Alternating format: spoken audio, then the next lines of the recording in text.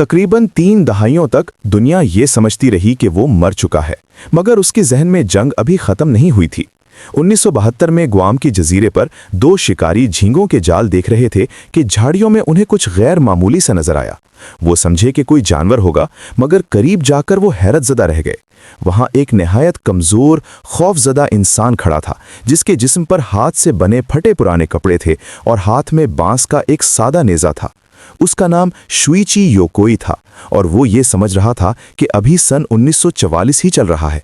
हकीकत नाकाबिले यकीन थी। दूसरी आलमी जंग खत्म हुए 27 साल गुजर चुके थे, मगर योकोई को इसका कोई इल्म नहीं था। वो तमाम अरसा गुआम के घने जंगल में छुपा रहा, इस यकीन के साथ कि जंग अब भी जारी है। योकोई जापानी शाही फौज में सार्जेंट था। 1944 में जब अमरीकी अफवाज ने गुआम पर कब्जा किया तो जापानी फौजियों को हुक्म दिया गया कि वो जंगल में पसपा हो जाएं और किसी सूरत हथियार न डालें। योकोई के लिए हथियार डालना जिल्लत के मुतरादिफ था। उसने हुक्म की तामील की। चंद साथियों के साथ वो जंगल में गुम हो गया, ऐसे अहकामात के इंतजार में जो कभी आने वाले नहीं थे। इब्तिदा में वो सब मिलकर जिंदा रहे, मगर वक्त गुजरने के साथ बीमारी, भूख और नाउमीदी ने उनकी जान लेना शुरू कर दी। एक एक करके उसके साथी दुनिया से रुखसत होते गए। 1960 की दहाई के वस्त तक योकोई बिल्कुल तन्हा रह गया था। इसके बावजूद उसने हार नहीं मानी। जंग से पहले वो पेशे के लिहाज से दर्जी था। उसी महारत की मदद से उसने दरख्तों की छाल से कपड़े बनाए, धात के टुकड़ों से औजार तैयार किए, झींगे और बिच्छू मछलियां फंसाईं, जंगली फल जमा किए और जमीन के अंदर एक छोटा सा खुफिया ठिकाना बनाया जहां वो रहता था। वो आग जलाने से गुरेज करता था ताकि धुआं किसी को नजर ना आ जाए। वो शाजो नादर ही बोलता। बरसों तक उसका वाहिद साथी खामोशी थी।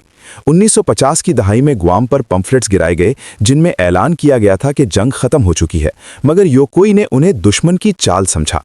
उसके नज़दीक छुपे रहना इज्जत, वफादारी और फर्ज का तकाजा था। यूं दहाइयां गुजरती गईं और दुनिया उसके बगैर आगे बढ़ती रही।